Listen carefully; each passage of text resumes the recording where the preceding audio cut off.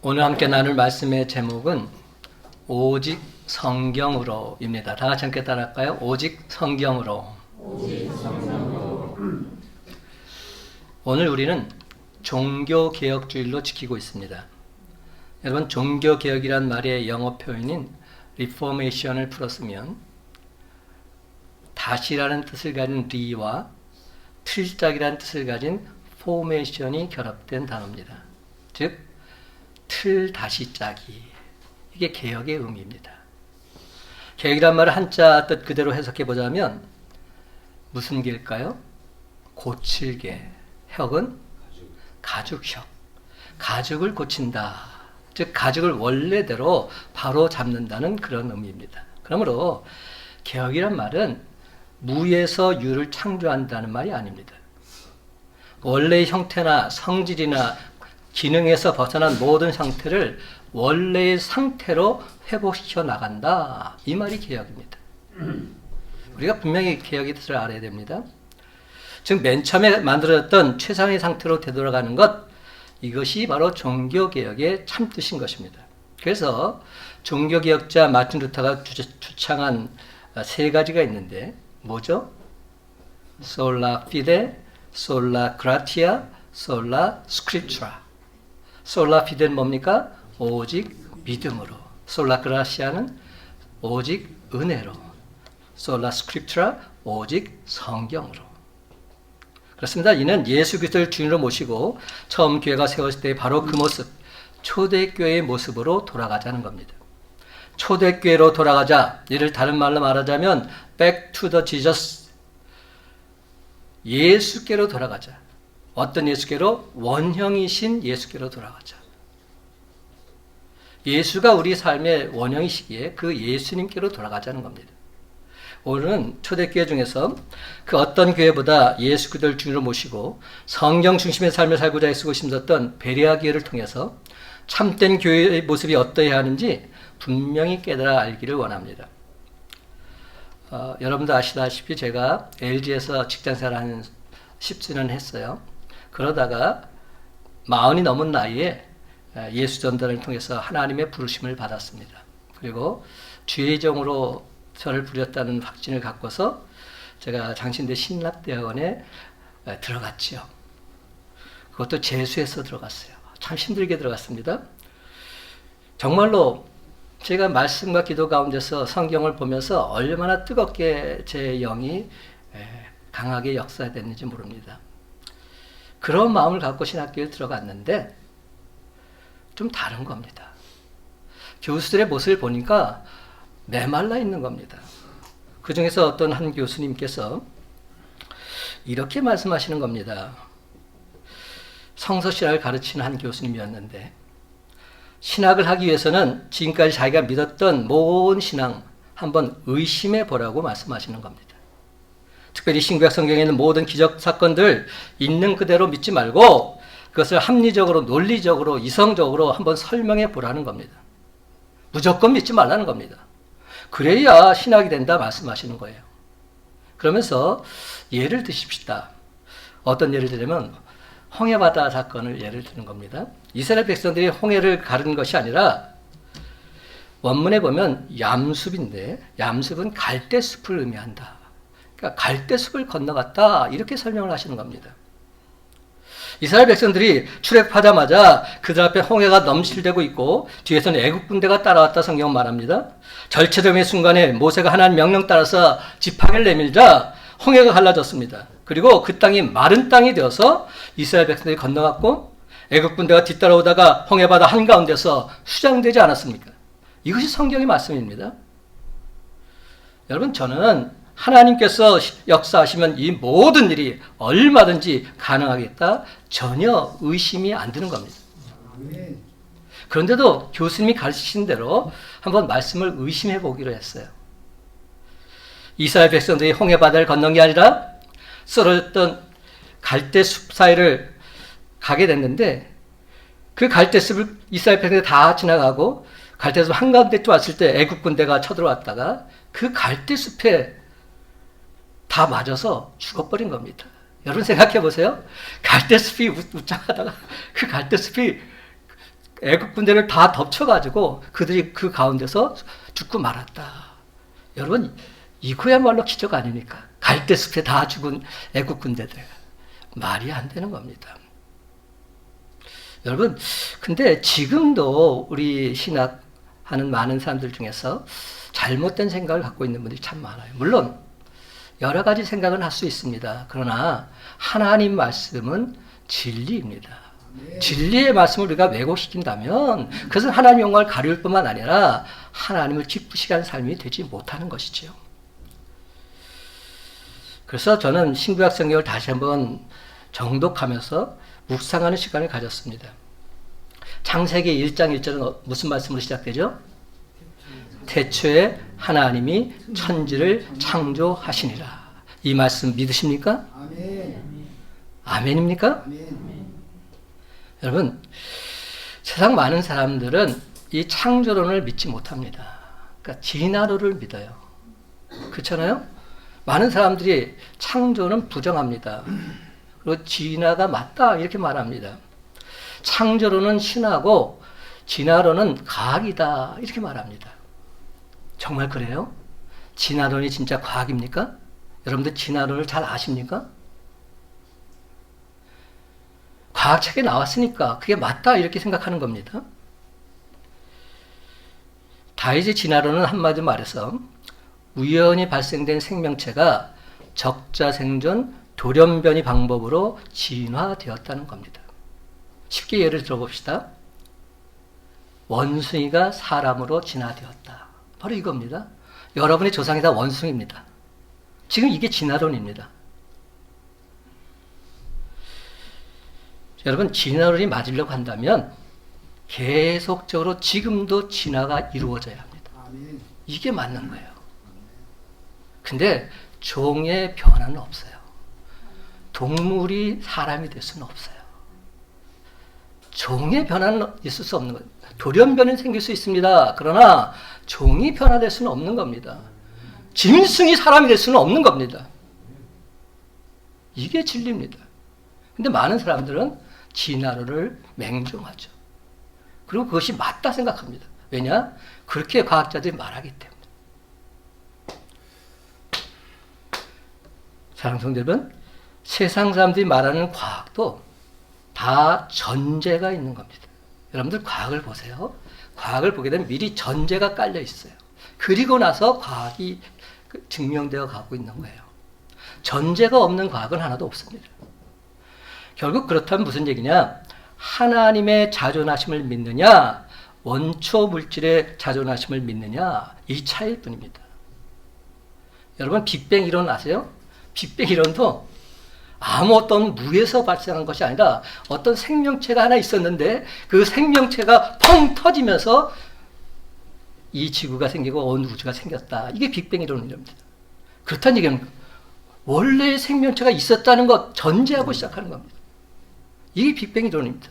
근데 많은 사람들은 야, 저건 과학자가 한 말이니까 맞아. 정답이야. 이렇게 생각합니다. 아니요. 틀립니다. 둘 다 신앙인 거예요. 둘 다 신앙. 뭘 믿느냐? 이 차이일 뿐입니다. 제가 오늘 좀 어렵게 말씀을 전하는 것 같아도 굉장히 중요한 메시지입니다. 창조론이냐 진화론이냐 이 사이에서 여러분 헷갈려 할 필요가 전혀 없습니다. 여러분, 신앙이 도대체 뭡니까? 신앙. 신앙을 한자로 믿을 신, 그 다음에 앙은 무슨 앙이죠? 악망할 앙, 우러를 앙, 이렇게 되죠? 이제 이 앙자는 그 밑에 보면 믿을 앙, 이렇게 돼 있어요. 그러니까 신앙은 믿고 또 믿는 겁니다. 이게 신앙입니다. 우리가 신앙생활 한다, 이 말은 하나님 말씀이 진리임을 나는 믿습니다. 이것이 신앙생활입니다. 아멘. 그러니까 믿는 게 신앙입니다. 믿지 않으면 신앙이 아닌 거예요. 여러분, 창세기 1장 1절 말씀, 태초에 하나님이 천지를 창조하시니라, 이 말씀을 믿지 못한다면 제 아무리 다른 말씀들이 믿어진다 해도 그것은 믿는 것이 아닙니다. 반대로 태초에 하나님이 천지를 창조하시니라, 이 말씀이 믿어진다면 성경에 있는 그 어떤 말씀도 다 믿을 수 있습니다. 아멘. 못 믿을 이유가 없는 겁니다. 아멘. 하나님께서 창조자시고 우리는 피조물일진데 우리는 그 말씀을 믿는다면 흔들림이 있을 수 없다는 겁니다. 그래서 마침내 성경은 이렇게 끝나고 있습니다. 창세기 1장 1절에 시작해서 요한계시록 22장에 끝나는데 22장 20절 말씀, 아멘 주 예수여 오시옵소서. 아멘. 이렇게 끝나고 있어요. 아멘 주 예수여 오시옵소서. 마라나타. 이 말씀으로 요한계시록이 끝나고 있습니다. 천지창조로 시작해서 예수님의 재림으로 끝나는 신구약 성경에서 기적을 빼고 나면 아무것도 남을 것이 없습니다. 신앙생활하면서 기적을 믿지 않고 하나님의 전지전능하심을 믿지 못한다면 이는 신앙의 핵심이 빠진 것입니다. 왜냐하면 신구약 성경의 가장 핵심적인 주제가 바로 믿음이기 때문에. 신약 성경에서만도 헬라어로 피스토스, 이 믿음이란 말이 600번 이상 사용되고 있습니다. 성경에서 믿음을 뽑아내고 나면 그야말로 텅 빈 책이 되고 말 것입니다. 그렇습니다, 여러분. 신앙이란 믿음을 가진 사람이라는 뜻인데, 신앙인에게서 핵심 정신은 믿음을 빼고 나면 그는 신앙인이 아니라 정신 나간 사람이 되고 말 것입니다. 그렇습니다. 성경 말씀은 천지 만물을 창조하시고 지금도 다스리신 하나님의 말씀이요 영원한 생명의 양식인 줄 믿으시기 바랍니다. 아멘. 그럼 오늘 시간 마틴 루터가 주장한 오직 믿음, 오직 은혜, 오직 성경 중에서 초대교회 시절 날마다 성경을 상고하는 삶을 살았던 사람들을 살펴보면서 성경 중심의 삶을 회복하는 저와 여러분이 다 되시기를 간절히 소망합니다. 아멘. 그렇다면 여러분, 누가 날마다 성경을 상고했습니까? 베레아 교인들이 그러했습니다. 그 당시 바울과 실라는 데살로니가에서 생명의 위협에 놓여 있었고 이를 걱정한 형제들이 그 밤에 바울과 실라를 베레아로 긴급 도피시켰던 겁니다. 그런데 베레아에 가서도 바울과 실라는 유대 회당으로 들어가서 말씀을 통해서 예수가 구세해 주신 것을 증거하고 있습니다. 그러자 바울 일행이 전한 성경 말씀을 듣고서 대다수의 유대인들이 복음을 받아들입니다.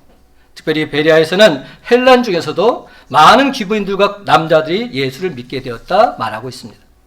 근데 문제가 생긴 겁니다. 13절 말씀 다 같이 함께 읽어볼까요? 13절 시작.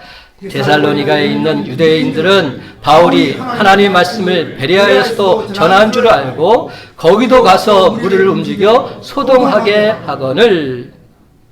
데살로니가에서 사도 바울을 박해하던 유대인들이 90여 킬로미터 떨어진 베레아까지 와서 소동을 일으킨 겁니다. 그런데 여러분, 사람들은 바른 얘기, 정당한 얘기에는 별로 귀를 기울이지 않습니다. 그러다가도 선동하는 말에는 쉽사리 요동을 칩니다. 사도 바울 일행을 향한 유대인들의 박해, 정말이지 대단하지 않습니까? 너무나도 끈질기고 집요하기까지 합니다. 일찍 유대인들은 사도 바울이 제1차 전도 여행지였던 안디옥, 이고니온, 루스트라까지 쫓아와서 군중들을 선동합니다. 그래서 바울을 돌로 쳐서 시신까지 시켰던 그러한 작자들입니다. 반대를 할라치면 자기들이 살고 있는 곳에서나 못하게 하면 그만인데 왜 수십 킬로미터 떨어진 곳까지 따라다니면서 목숨 걸고 반대하고 있을까요? 도무지 이해가 되지 않는 모습입니다. 하지만 조금만 더 생각해 본다면 온갖 박해와 위협 속에 처했던 사도 바울 역시 부활하신 예수님을 만나기 전에는 똑같이 그렇게 행하지 않았습니까? 최초의 순교자 스데반이 돌로 맞아 죽어 할 때 뒤에서 옷을 지키고 있던 사람이 바로 사울, 바로 바울이었습니다. 그는 스데반이 죽는 모습이 너무나 평화로우니까 자기가 하는 일이 옳다는 것을 증명하기 위해서 일주일이나 걸리는 담에까지 단숨에 예수 믿는 자를 잡으러 쫓아갔던 겁니다. 참으로 대단합니다. 반대를 해도 철두철미하게 반대하고 있는 것이죠. 그런데 정말 대단한 것은 지금 복음을 전하는 사도 바울 일행도 마찬가지입니다. 1차 전도여행에서 얼마나 고생이 많았습니까? 이고니온에서는 돌에 맞아 시신까지 했다가 깨어난 후에 다시금 자신을 돌로 쳤던 사람들이 머문 그 성을 향해서 저벅저벅 걸어 들어가지 않았습니까? 2차 전도여행에서는 빌립보에서 그렇게 두드려 맞고 감옥에 갇혀서도 한밤중에 기도하고 하나님을 찬미했습니다. 데살로니가에서도 박해를 피해서 몰래 도망치듯 빠져나와야만 했습니다. 그런데 이 또한 베레아에서도 마찬가지 아닙니까? 그렇게 당하고서도 또다시 회당으로 가서 말씀을 전합니다. 데살로니가서 쫓아온 유대인들이 무리를 선동해서 시끄러지게 되니까 베레아의 성도들이 실라 디모데를 남겨두고 바울만 피신시켜서 아덴으로 보내고 있습니다. 오늘날의 아테네로 보낸 것이죠. 놀라운 것은 바울 일행이 끊임없이 생명의 위협을 당했지만 그렇다고 해서 은밀하고 소극적으로 복음을 전하지는 않았다는 사실입니다. 오히려 당당하게 떳떳하게 유대인의 회당을 찾아다니면서 예수 그리스도를 전했습니다.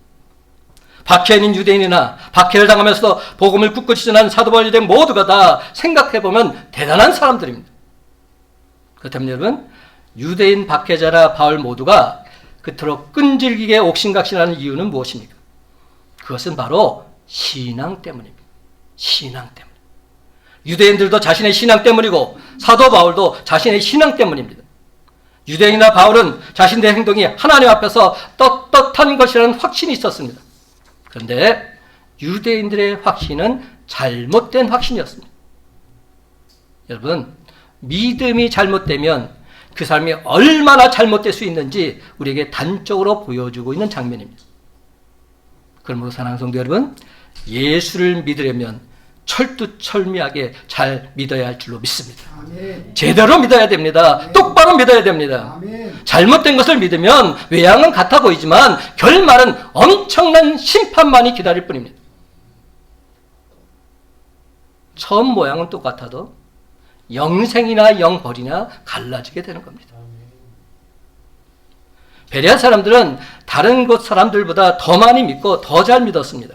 12절 말씀, 그 중에 믿는 사람이 많고 또 헬라의 귀분과 남자가 적지 아니하나. 그렇다면 여러분, 바울이 유독 베레아에서만 열심히 전도했을까요?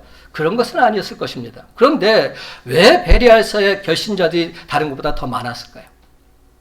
그 질문에 대한 대답이 바로 11절에 나와 있어요. 11절 말씀 다 같이 함께 읽어봅시다. 베레아에 있는 사람들은 시작.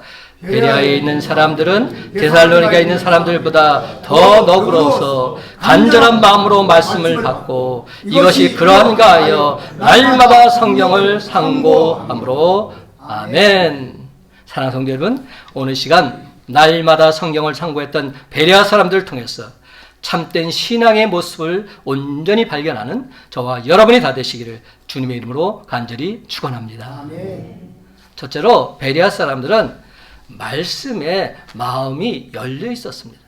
말씀 받을 때 마음이 딱 열려 있었다는 겁니다.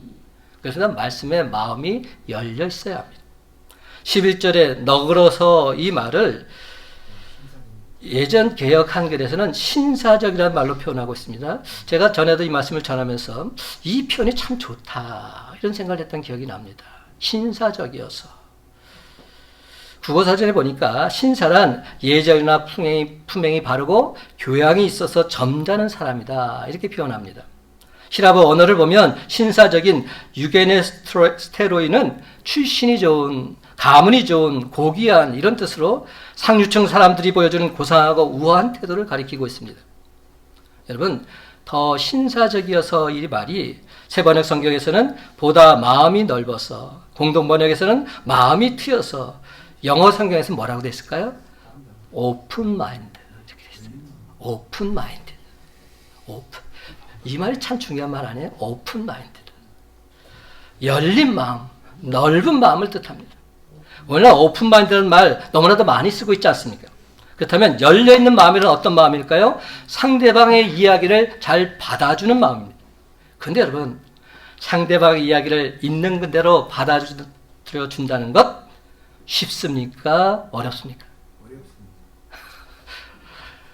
쉽지 않지요? 어렵습니다. 상대방의 말 받아들이는 거 정말 힘이 들어요. 세상 사는 거 참 쉽지 않습니다. 때때로 사람이 얘기하는 것을 듣고 나서 한참 후에야 왜 그 사람이 그 얘기를 알게 했는지 그제서야 깨닫게 될 때도 있습니다. 이러면 말하는 사람이나 듣는 사람 둘 다 피곤해집니다. 여러분, 신사적이란 말의 의미는 편견 없이 그냥 있는 그대로 받는 마음입니다. 내 경험, 내 지식, 내 주장이 강한 사람일수록 추진력은 있을지 모르겠지만 새로운 진리에 대해서 마음을 열지 못하는 편견에 사로잡힌 불쌍한 사람들입니다. 누가 무슨 얘기를 해도 있는 그대로 받아들이는 것, 이것이 바로 열린 마음 아니겠습니까? 특별히 하나님 말씀을 들을 때 이런 마음이 필요합니다. 목사님이 왜 저런 설교를 할까? 머리 아프게 생각하지 마시기 바랍니다. 말씀을 있는 그대로 받아들이시기 바랍니다. 아멘. 사람들은 모두 저마다의 잣대가 있습니다. 어떤 일을 만나든 어떤 사람을 만나든 자신의 잣대로 평가하고 판단합니다. 자신은 구태의연한 모습을 고집하면서도 언제나 남을 비판하고 판단합니다. 그러나 열린 마음이 있는 사람은 대화해 보면 압니다. 진솔하게 있는 그대로 느낀 그대로 대화할 수 있는 그런 사람입니다. 하지만 우리는 이 말하면 이런 오해, 저 말하면 저런 오해가 걱정되어서 이 말 저 말 다 빼버리고 쓸데없는 얘기, 생명나 없는 그런 농담이나 하다가 헤어지기 십상입니다. 저도 설교하다가 그럴까 싶이 두려워요. 제가 설교를 준비하다 보면 어떤 마음이 들어요. 이 말하면 어느 분이 걸리고 이 말하면 또 어떤 분이 걸리고 이런 생각이 들 때가 있어요. 그러다 보면 이것저것 다 빼면 할 말이 없어요. 근데 그렇게 말하다 보면 생명의 하나님 말씀이 전파될 수 없는 거죠.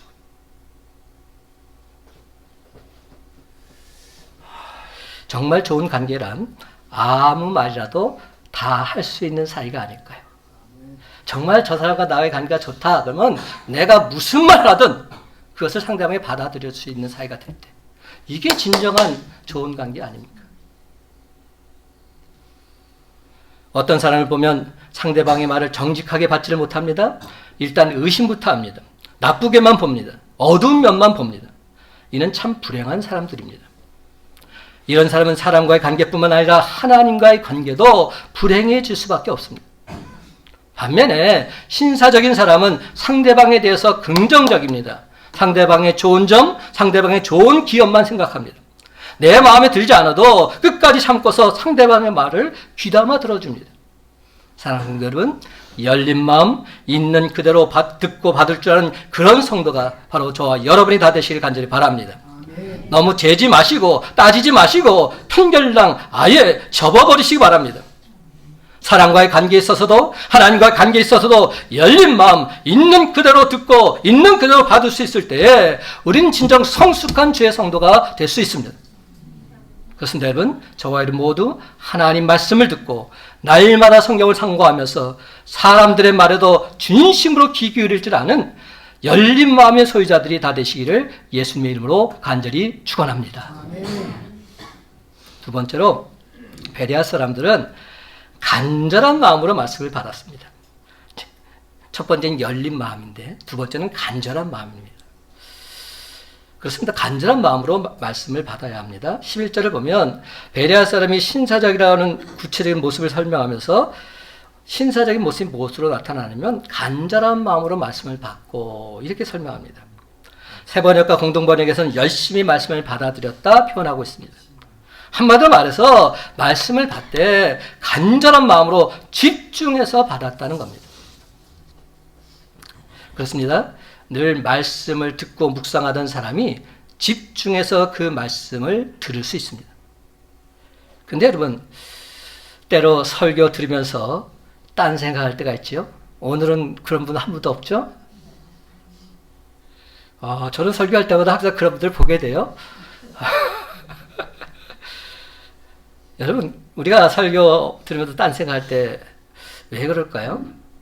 말씀은 듣는데 지금 마음이 다른 데 가 있기 때문에, 콩밭에 가 있기 때문에, 예배 후에 친구 만날 생각, 운동할 생각, 또는 그 말씀을 꼬투리 잡으려는 생각으로 말씀을 듣는다면 그 말씀이 내게 생명의 말씀으로 다가올 수 없습니다. 전혀 믿음이 생길 수 없습니다. 설교를 들을 때 그 말씀에 집중해야 합니다. 마치 배고픈 아이가 엄마 젖을 빨듯이 갈증난 사람이 한 모금의 물을 마시듯이 사모하면서 갈급한 심정으로 하나님 말씀을 들어야 합니다. 여러분, 우린 참 좋은 시대에 살고 있습니다. 제가 어릴 때만 해도 부흥에 참 많이 있었어요. 그리고 부흥회 하면 정말로 다 내려놓고 쫓아갔던 기억이 납니다. 제가 전에 말씀드렸죠. 빌리브레 목사님 여의도 집회를 할 때 제가 중학생 나이에 혼자 갔었다고. 그래서 그 여의도 강조에서 그 말씀을 들었다고. 왕십리에 살고 있었는데 왕십리에서 혼자서 거기까지 가서 마포동에 건너서 갔던 기억이 납니다. 얼마나 말씀을 사모했는지 몰라요. 정말로 옛날에는 정말로 부흥회 한다 그러면 모든 걸 다 제쳐놓고 그 부흥회에 참석했습니다. 근데 요즘은 그렇습니까? 말씀의 홍수 시대에 있어요. 틀기만 하면 다 나와요. 여러분, 인터넷 틀기만 하면 다 나옵니다. 유튜브 틀기만 하면 다 나옵니다. TV 틀기만 해도 다 나옵니다. 말씀의 홍수 시대에 살고 있어요. 그런데 왜 우리의 심령은 왜 이렇게 메마를까요? 말씀은 풍성해졌는데 왜 우리의 심령은 이렇게 메마르기 한이 없을까요? 참으로 아이러니하게도 말씀을 들을 수 있다는 이 사실이 말씀에 대한 갈급함을 사라지게 한 것은 아닐까요? 오히려 홍수 속에서 진짜 마실 물이 없어서 고통당하는 것처럼 수많은 말씀들 속에서 정작 영혼은 메마르고 텅텅 비어있는 것은 아닐까요? 아모스 8장 11절은 이렇게 말씀합니다. 주 여호와의 말씀이니라. 보라, 날이 이를지라. 내가 기근을 땅에 보내리니 양식이 없어 주림이 아니며 물이 없어 가람이 아니요 여호와의 말씀을 듣지 못한 기갈이라. 그렇습니다. 물은 넘쳐나고 있습니다. 그런데 정작 마실 물이 없어서 내가 목이 마른 겁니다. 여러분, 말씀을 듣는 나의 자세 또한 문제입니다. 한 말씀을 들어도 간절한 마음으로 집중해서 들어야 되는데 그렇지 못하니까 아무리 말씀이 넘쳐난다 한들 나와 무슨 관계가 있고 나에게 무슨 유익이 있겠습니까? 성경을 읽는 것도 마찬가지입니다. 하나님, 제게 말씀하여 주옵소서. 제가 듣겠나이다. 사모하는 마음으로 집중해서 읽어야 됩니다. 근데 어떤 사람이 잠이 안 와서 불면증을 호소하니까 한 집사님이 뭐라고 대답했는지 아세요? 감이 오세요? 집사님, 잠이 안 오면 성경 보세요. 성경 보면 잠 쏙쏙 잘 옵니다. 여러분도 이렇게 지금 반응하고 싶으세요? 정말 성경 보면 잠이 쏙쏙 잘 와요. 그거 사실이에요. 왜냐하면 하나님께서 사랑하는 자에게 잠을 주신다고 했으니까. 근데 여러분, 이런 식으로 성경을 보게 되면 그 성경 말씀 속에서 진리를 발견할 수가 없어요. 성경을 수면제 정도로 아는 분에게 하나님 말씀이 무슨 은혜가 되고 무슨 능력이 되겠습니까? 여러분, 신사적인 베레아 교인들이 어떻게 했다고요? 간절한 마음으로 말씀을 받아라. 간절한 마음으로 말씀을 받으려면 반드시 우리가 명심해야 될 것이 있습니다. 그 말씀을 받는 자리에 늦지 말아야 합니다. 준비되어 있어야 한다는 겁니다. 허겁지겁 와서 말씀을 간절히 받더라? 절대적으로 불가능합니다. 여유있게 조용히 앉아서 하나님 앞에서 제가 여기 있나이다 말씀하옵소서. 말씀을 받을 준비가 되어 있는 사람이 간절한 마음으로 하나님 말씀을 받을 수 있습니다. 사랑하는 성도 여러분, 신사적인 베레아 교인들처럼 간절한 마음으로 그 말씀을 하나님께서 내게 주신 레마의 말씀으로 받아들이는 저와 여러분의 삶이 다 되시기를 예수님의 이름으로 간절히 축원합니다. 세 번째로, 베레아 사람들은 날마다 성경을 상고했습니다. 그렇습니다. 날마다 성경을 상고해야 합니다. 11절 하반절, 이것이 그러한가 하여 날마다 성경을 상고함으로. 여러분, 여기서 제일 먼저 주목해야 될 단어가 뭘까요? 날마다예요. 날마다가 중요해요. 마음 내킬 때 성경을 한번 보는 게 아닙니다. 날마다 봅니다. 날마다 말씀을 듣습니다. 매일같이 반복해서 성경을 상고합니다. 이게 중요합니다. 그런데 여러분, 상고란 무슨 뜻입니까? 세 번역 성경에서는 자세히 공부했다 이렇게 번역이 되어 있고, 공동 번역에서는 연구했다 이렇게 표현합니다. 헬라어로 상고하다는 말인 아나크리노라는 뜻은 자세하게 골라내다, 채를 쳐서 가려내다, 탐색하다, 조사하다 이런 뜻입니다. 영어로는 뭐라고 표현되나 봤더니 익제민 이렇게 되어 있어요. 익제민 무슨 뜻인지 아시죠? 그렇다면 베레아 교인들이 날마다 성경을 상고했던 의미가 무엇입니까? 그들은 바울이 전한 말씀을 간절한 마음으로 받았습니다. 그리고는 스스로 성경을 보면서 그 말씀과 성경이 어떻게 연관되어져 있는지를 자세하게 연구했다는 말입니다. 여기 우리가 말씀 듣고 성경을 어떻게 연구해야 될지에 대한 지혜가 담겨 있습니다. 먼저는 하나님 말씀을 간절한 마음으로 들어야 합니다. 좀 더 구체적으로 말씀드리면 우선 주님제에 나와서 예배 드릴 때마다 설교 말씀 간절한 마음으로 들어야 합니다. 듣고 나서 오늘 설교가 괜찮았어? 라든지 은혜가 됐어? 이런 정도로 끝내는 것이 아니라 집에 가서 그 말씀을 씹고 또 씹어야 합니다. 설교 말씀을 되새김질해야 한다는 겁니다. 아멘. 그래야 내게 됩니다. 아멘. 여러분, 설교 말씀 듣고 그냥 넘어가면 아무것도 내 것이 되지 않아요. 특별히 주일날 설교는 제가 교회 카페에도 올려놨고요. 그리고 유튜브에도 올려놨습니다. 동영상도 나오고요. 설교 원고까지 있습니다. 제가 다른 목사님한테 물어봤어요. 그랬더니 저한테 그러더라고요. 이 목사, 원고는 싣지 마. 그러더라고요. 왜냐하면 원고 시키게 되면 계속 이게 문제가 되니까. 여러분 다른 교회 보십시오. 설교 원고 시키는 교회 없어요. 동영상 설교는 많습니다. 근데 원고 온라인 교회는 없습니다. 근데 저는 말씀을 실는 이유가 뭐냐? 그 말씀을 여러분들이 읽고 그 말씀을 여러분 거로 삼으라. 이런 뜻으로 싣고 있는 겁니다. 근데 아무리 들어도 아무도 보지 않는다면 그게 무슨 의미가 있습니까?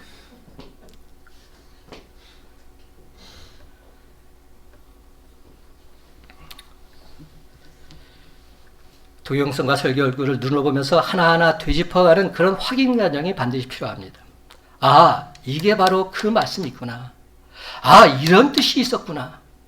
그렇습니다, 여러분. 설교 끝이 예배 끝이고 한 주간 말씀 끝이고 성경책도 한 주간 던져두었다가 주일 아침에 먼지 툭툭 털어서 들고 교회에 나와서는 결단코 안 된다는 겁니다.